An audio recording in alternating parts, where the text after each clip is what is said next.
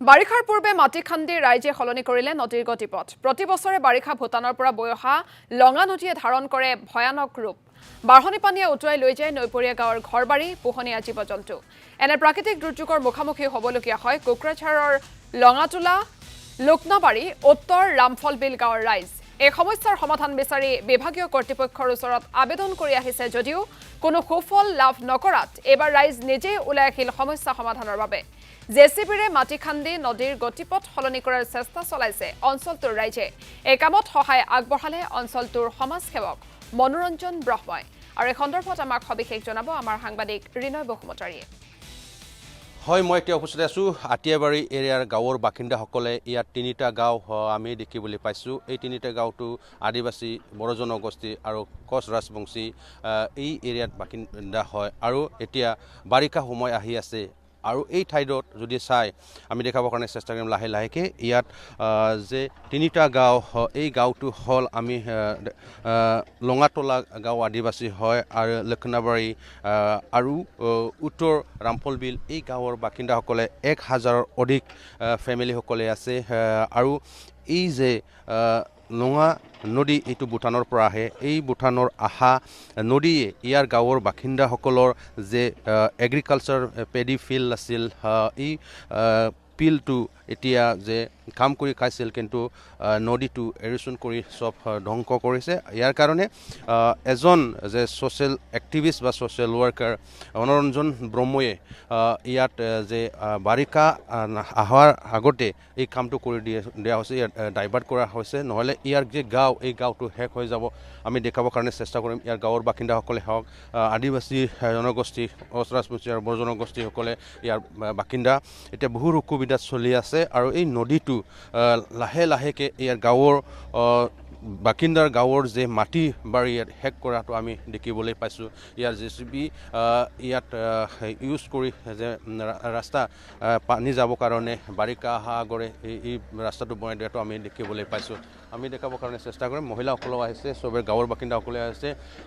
আমি জানিবৰ কাৰণে চেষ্টা কৰিম। দাদা এইফালে আহিব নেকি অলপমান, কি অসুবিধা হৈছে আৰু ইয়াৰ কয়টা গাঁৱৰ? তিনিটা গাঁও। এই তিনিটা গাঁওটো আপোনাৰ যে মাটি বাৰী এইটো শেষ হৈ আছে আৰু বাৰিষা আহি আছে। ইয়াৰ কাৰণে এই যে ইয়াত পানী ডাইভাৰ্ট কৰাটো আমি দেখিবলৈ, কোনে কৰিছে আৰু কি ক'ব?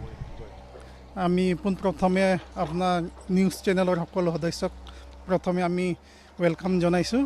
লগতে প্ৰথমে আমি ধন্যবাদ দিছোঁ আমাৰ ছ'চিয়েল ৱৰ্কাৰ যিজনে আছে মনোৰঞ্জন ব্ৰহ্ম ছাৰ। তেখেতে আমাক এই কাম নিজৰ ইচ্ছামতে, নিজৰ ইচ্ছাই আমাক সহায় কৰিছে। বিশেষকৈ আমি জানো যে এই গাঁওখন, ইয়াত ওচৰে পাঁজৰে 3খন গাঁও আছে।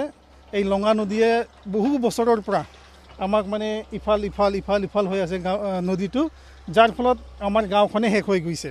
তো সেইটো চাই পেলাই আমাৰ মনোৰঞ্জন ছাৰে আমাক চাই পেলাই কৈছে এই পানীৰ আগতে আমি যিমান পাৰোঁ মোৰ ইচ্ছাই আপোনালোকক সহায় কৰিম। তো সেইকাৰণে আমি তেখেতক বহুত ধন্যবাদ জনাইছোঁ। এতিয়া কিমান গাঁৱৰ মাটি শেষ হৈছে? ইয়াতে আমি ক'বলৈ গ'লে আমি উত্তৰৰ পৰা বহুত গাঁও আছে, আপোনাৰ ধৰক ৰামফলবিললৈকে চব গাঁও মানে নদীয়ে শেষ কৰি দিছে। ইয়াতে কমেও ইয়াত ওচৰতে 3খন গাঁও আছে আৰু সেইফালে বহুত গাঁও আছে তেনেকুৱা। মাটি যে ধান কৰা মাটি কিমান নষ্ট হ'ল?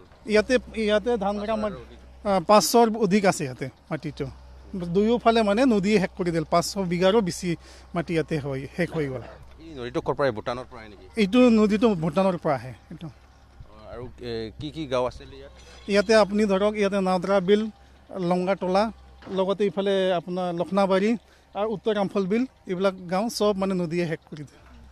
হয়, আকৌ দেখাবৰ কাৰণে চেষ্টা কৰিম। ইয়াত ডাইভাৰ্ট কৰি দিয়াটো আমি দেখিবলৈ পাইছোঁ। কি কয় গাঁৱৰ বাসিন্দাসকলে, সেইটো হ'ল এজন ছ'চিয়েল এক্টিভিষ্টে কাম কৰি দিছে।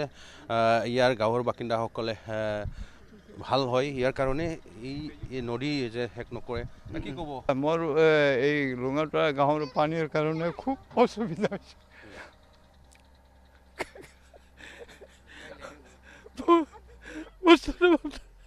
মই কৈ থকা গাঁৱটো শেষ হ'ব ধৰিছে।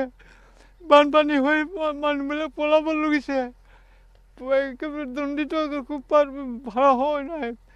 গতিকে এই ভাল নোহোৱাৰ কাৰণে মই চৰকাৰত মই অনুৰোধ কৰিছোঁ এতিয়া মানে অলপ কাম কৰিব আৰম্ভ হৈছে এইটো যাতে মোৰ কামটো মোৰ ভাল হৈ থাকক কিমান গাঁও নষ্ট হৈছে কিমান তিনিটা ঘৰ মানে ঘৰটো মানে এই নজৰা বিল লঙাথলা আৰু লক্ষ্ণাবাৰী আৰু ৰামফল বিল গাঁও ঘৰটো মই ক'ব নোৱাৰোঁ কিমান ঘৰ আছে এইটো টোটেল মই ক'ব নোৱাৰোঁ এইটো ভূটানৰ পৰা আহে পানীটো ভূটানৰ পৰা আহে ভূটানৰ পৰা আছে হয় ৰিনয় বসুমতাৰী আপোনাক এই মুহূৰ্তত ধন্যবাদ জ্ঞাপন কৰিছোঁ